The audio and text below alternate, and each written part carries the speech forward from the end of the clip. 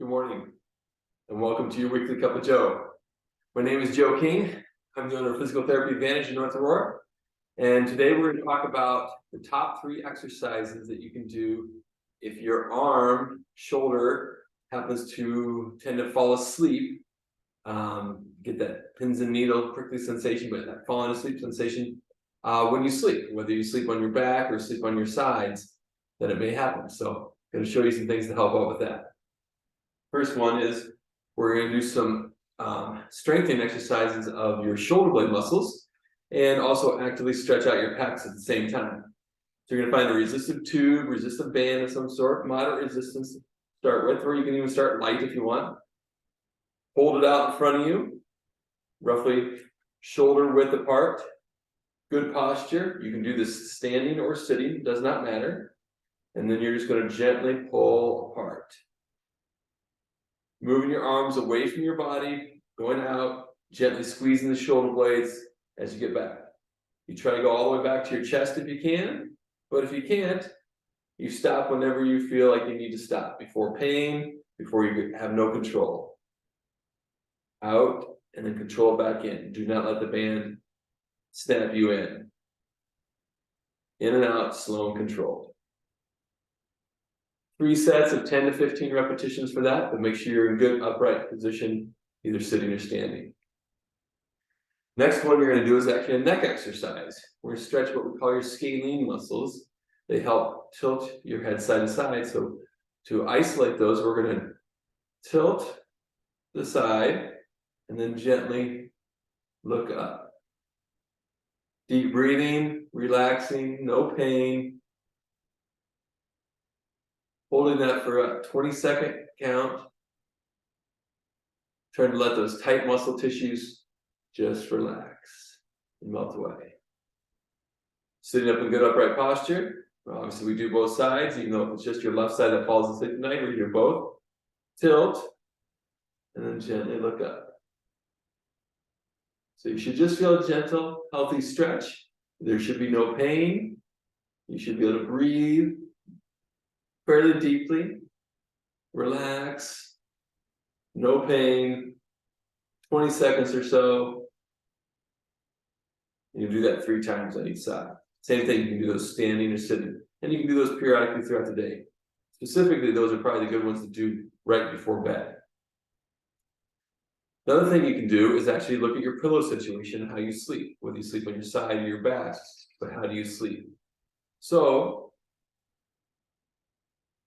when you sleep, we want to make sure we keep if you're sleeping on your side and it's your right side that falls asleep, you happen to sleep a lot on your right.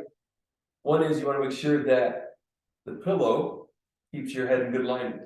You don't have too many pillows where your head is cocked this way, or you have not enough pillows and your head is cocked down.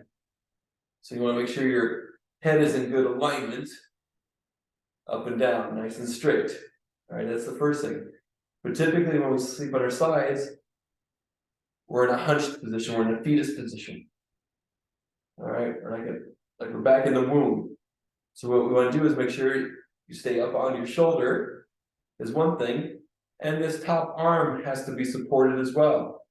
So maybe you take another pillow and you put here. So if it is your top shoulder that falls asleep on you, if you lay on one side, if it's the top one that falls asleep, put a pillow here to kind of block it from happening, so you're not curling up like this.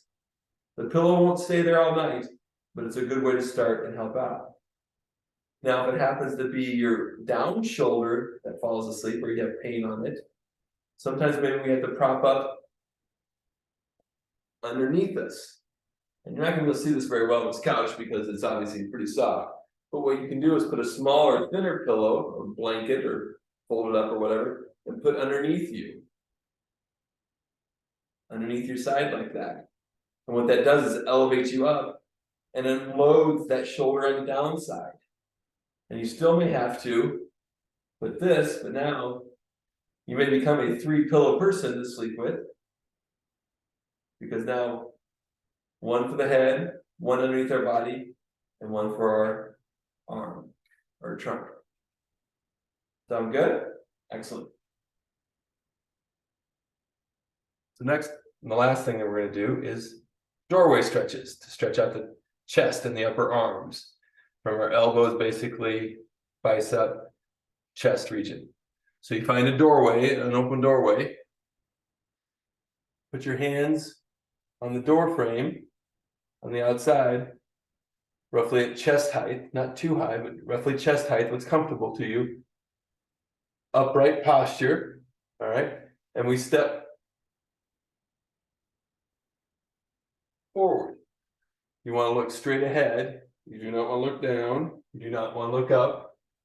All right, and you just step forward with one leg or the other, doesn't matter which one, as far as you feel comfortable, just to get a good healthy stretch across your chest. Deep breathing, relaxing, no pain, just a healthy stretch. We do it 3 times for 20 seconds with the hands in this position, and then we do it 3 times for 20 seconds with our hands down in a lower position. So same thing, hand on the door frame here, and we step forward. You may be able to take a bigger step when the hands are down lower because your shoulders feel more comfortable and you can come forward a little bit more. You still want to stay upright, still want to look straight ahead, not down and not up. 3 times for 20 seconds. So, some great exercises to do. These doorway stretches and the neck stretches are great ones to do right before bedtime, but they should also be done periodically throughout the day just to keep things loosened up. If you do that, you start strengthening the muscles in the back to help support the posture and support things a little more and actively stretch out the chest, as well as support yourself with pillows if need be temporarily, whatever it is, that is also going to be beneficial. If you happen to lie on your back a little bit more and your bed is really, really soft, it may push you forward like this too. So you may have to find out that I need to firm up my bed a little bit and stop me from laying on my back and rounding my shoulders forward when I lay on my back. Maybe something else to look into. Hope these are great tips, some great exercises for you, and hopefully that helps alleviate that upper arm, shoulder, or total arm pins and needles falling asleep sensation. If you have questions about this video or any other health questions, please don't hesitate to give us a call at 630-892-8003. That's 630-892-8003. We look forward to seeing you next week for your weekly cup of Joe. Bye.